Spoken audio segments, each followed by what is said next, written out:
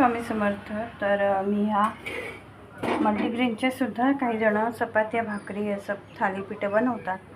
तर मी सुद्धा त्याच प्रकारे भाकरी केली आहे. तर तुम्ही सुद्धा करून पहा, खूप छान होतात. त्यासाठी मी व्हिडिओ केला की तुम्ही सुद्धा करून पाहावा.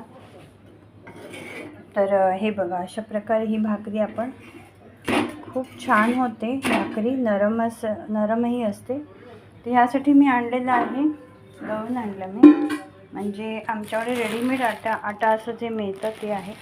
तर हे आहे बाजरीचं, हे बघा, हे आहे बाजरी आटा, हे आहे मकईचा, हे बघा ह्याच्यावर लिहिलं आहे, मला वाटतं दाखवते. हां, हे बघा, मका आटा, मक्याचं, मका बाजरी, ही आहे ज्वारीचं, हे बघा, हे ज्वारी आहे,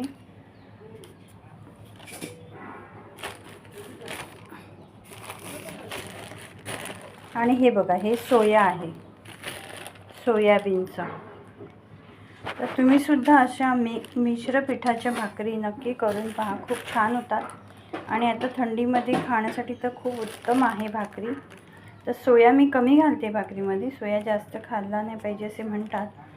तर तुम्हालाही आवडली तर तुम्ही सुद्धा ट्राय करा. अशा प्रकारे करून पहा मिक्स पिठांच्या भाकरी. तर ही बघा, अशी मी 4 प्रकारची पिठं घेतलेली आहेत. हे बघा,